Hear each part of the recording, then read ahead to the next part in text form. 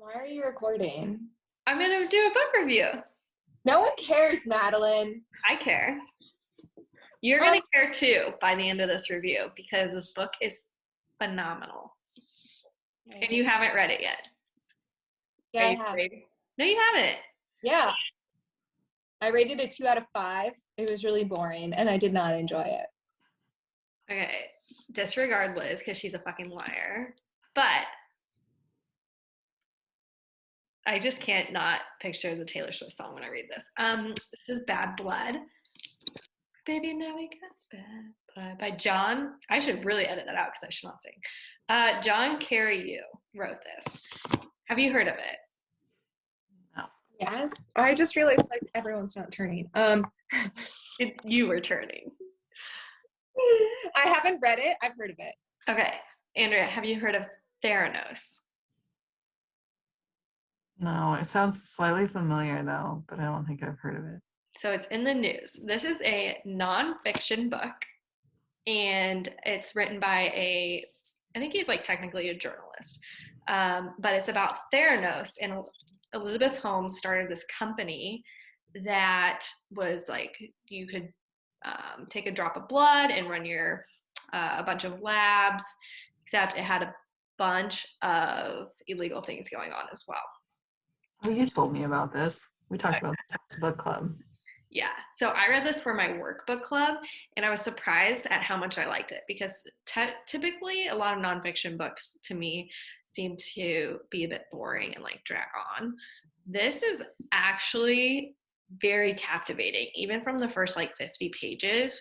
It's written very well and filled with a bunch of, backstories to give you more insight on why and what was happening, and really takes you from Elizabeth Holmes starting, school into how she wound up founding this company. And the downside I will say with this book is that it does leave off before the trial starts. So it doesn't follow, the fact that she got convicted of being found guilty for her sentencing, because that hasn't happened yet. So I personally would love a follow-up book explaining all of that. But as far as understanding Theranos and what went on there, it does a phenomenal job. So I rated it an A. So you don't know if there's another one coming out about it? No, I don't know that yet. But I would highly recommend it to anyone who likes true crime in the sense of like company conspiracy type things, where it's a whole like defrauding investors. If they're just their whole company was built on such lies.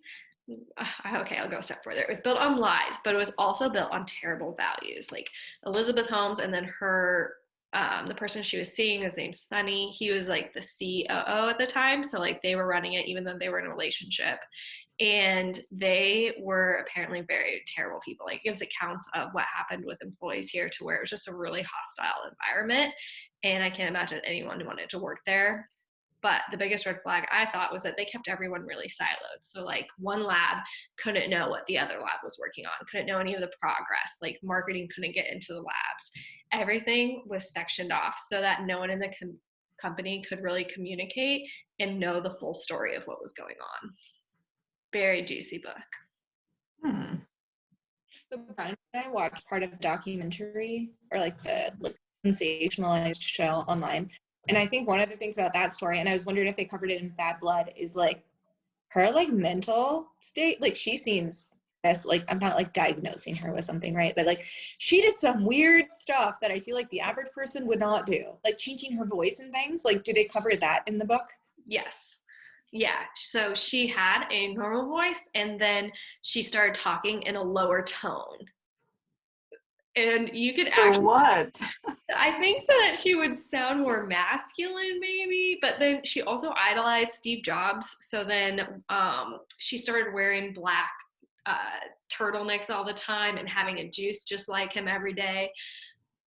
You should really watch some interviews with the actual Elizabeth Holmes. It's very, very odd to watch. It's just very awkward to even listen to her speak. I watched like one of her actual interviews. Like I remember seeing her like before the scandal broke, like on the news and stuff. Like like she was like a big deal in this company was, right? And I remember like watching an interview of her and she like didn't blink and she talked like very like weird and like kind of robotic-y, and I'm like, what?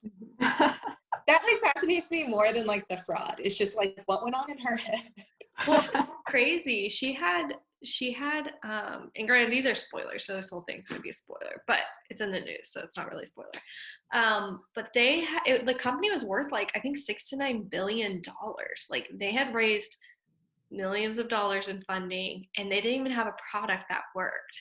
But the biggest concern and like why this was such a big deal and why she was convicted criminally is because she was she had a deal with Safeway, I think, or CVS and Walgreens. And so she put this whole thing in the store that didn't actually work. So they were sending out some of the blood samples, but it wasn't an actually like effective test. So they were providing false results or like bad, inaccurate results to doctors who were then changing prescriptions based on the blood results.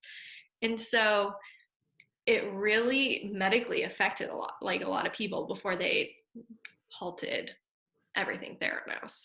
So what was the point of like what did they sell? Like what did it do?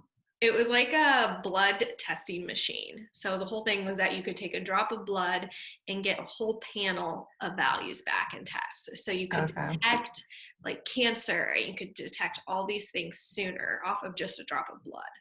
That was her whole like motto.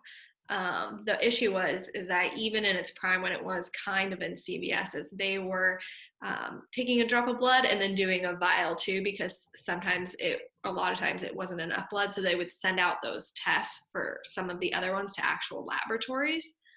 But the ones that they did conduct on their machines were not effective.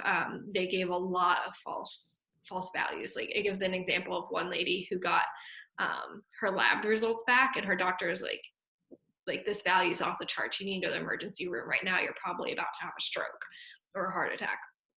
She went to the hospital on like Thanksgiving because she thought she was dying and had run a bunch of tests, spend like thousands of dollars to come back and find out that her blood work was completely fine when they ran it with another company.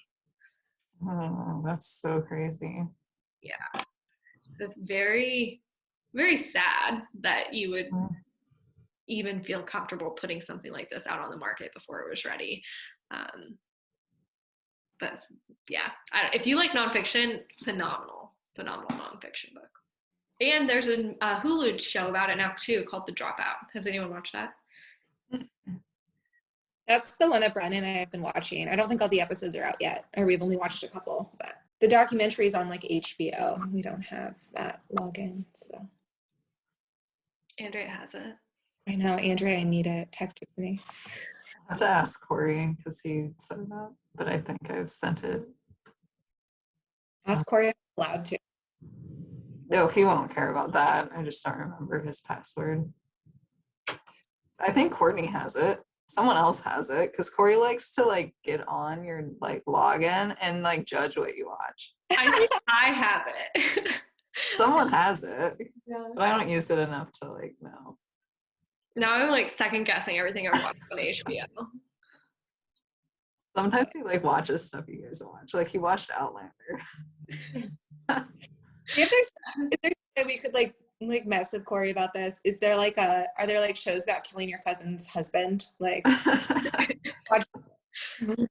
What was the one show? It was like a really girly, it was like with Lizzie McGuire. Somebody watched the Lizzie McGuire movie and Corey was like trying to find out who it was, but it was like on our, I don't remember what account it was. It was one he shared with his friends. And so he's like trying to figure out who was watching Lizzie McGuire movie. I was like, oh my God, Corey.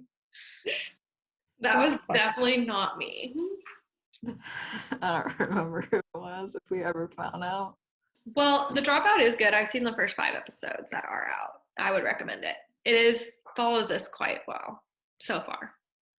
So, if you like nonfiction, if you like true stories, crazy stories, give Bad Blood a read.